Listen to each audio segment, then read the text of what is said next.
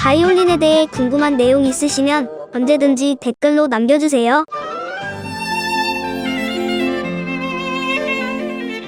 오, 바이올린 전공하시는 님이시네요. 바이올린 전공하는 중1. 반가워요. 클래식 곡도 찬양도 손 비브라토를 많이 쓰시던데 저는 팔 비브라토를 계속 쓰다 보니 힘든 것 같아요. 근데 이거는 어떤 게 좋다 나쁘다가 정말 없어요. 근데 중요한 거는 힘들다 라고 하는 것은 어떤 개선이 필요할 수 있는 여지가 있는 거거든요. 그래서 제가 비브라토 영상을 올린 게 있는데 보면 굉장히 이건 주관적인 답변이니까 참고만 해주세요.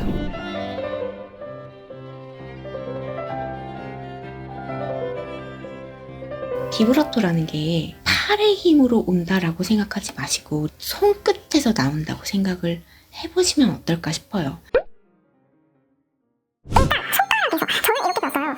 손끝에서부터 비브라토가 나온다라고 생각하라고 배웠습니다. 어떤 이야기냐? 그래서 이렇게 먼저 저도 팔을 전체 움직이고 손목을 움직이고 그리고 이 손가락 끝마디만 활용하는 비브라토를 전체 다 사용하지만 일단 이 손가락만 움직이는 것부터 연습을 합니다.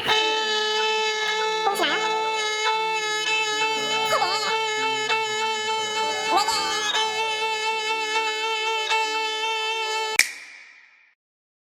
이제 나머지 손가락을 요거를 중심 쭉 잡아서. 근데 여기서 중요한 점, 엄지손가락은 절대로 어떠한 순간에도 막 위를 누르면 안 돼요. 특히 중요한데 크게 내려고 할 때 이 집게 손가락을 우리가 제일 많이 사용하잖아요. 엄지손가락을 꽉 누르는 경우가 있어요. 그럼 어떻게 될까요?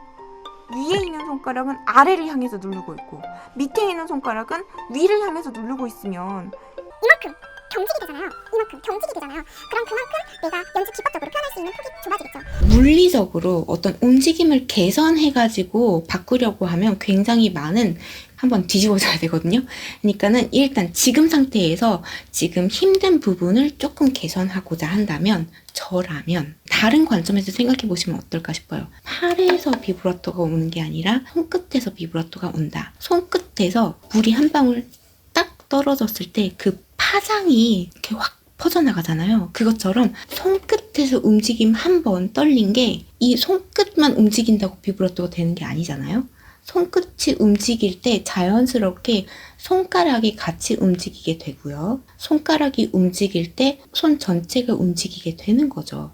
그리고 그 파장의 여파로 오히려 손목만 움직이려고 한다면 더 힘들 거예요. 근데 손끝에서 비브라토 한 번 파장이 팔 움직임까지 전염되는 거라고 한번 바꿔서 생각을 해보시면 어떨까요? 그래서 저도 사실은 내가 손가락 비브라토 한다, 손 비브라토 한다고 생각하지 않거든요. 그냥 내고자 하는 소리가 뭔지를 먼저 생각하고 그렇게 했을 때 비브라토의 빠르기, 폭을 계산하고 최대한 귀를 통해서 비브라토를 컨트롤하려고 하고 그 움직임이 이 움직임이 아니라 이 손끝에서부터 나오고 그거를 손가락 관절, 손등 관절, 손목 관절, 팔꿈치 관절이 같이 전염된다, 파장된다 라고 생각을 한번 해보시면 아마 내가 팔 전체 비브라토를 하기 때문에 힘들다 라는 생각에서 조금은 벗어나실 수 있을 것 같아요.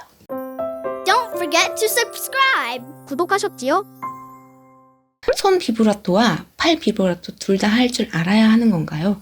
이거를 절대로 구분해서 생각하지 않으셨으면 좋겠어요. 저는 적어도 그랬어요. 주관적인 답변이라고 말씀드렸잖아요. 이 비브라토라는 게 손끝에서부터 나오는 움직임이 결국에 가서는 이걸 조금 움직일 때는 손만 움직이는 것처럼 보이는 거고 뭐 느린 곡을 연주할 때의 비브라토는 결국에 가서 팔까지 요동을 치는 거라고 생각하시면 좋을 것 같아요. 예를 들어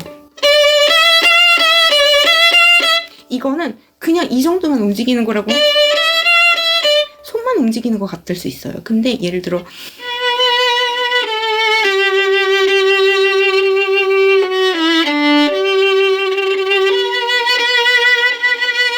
이렇게 굵은 비브라토를 한다라고 했을 때는 저도 팔까지 움직여요. 그러니까 저는 그래요. 손끝에서 비브라토가 결정된다. 이게 팔 전체로 전염된다라고 생각한다면 지금 이미 손, 팔, 비브라토 모두 아마 하고 있을 확률이 높아요.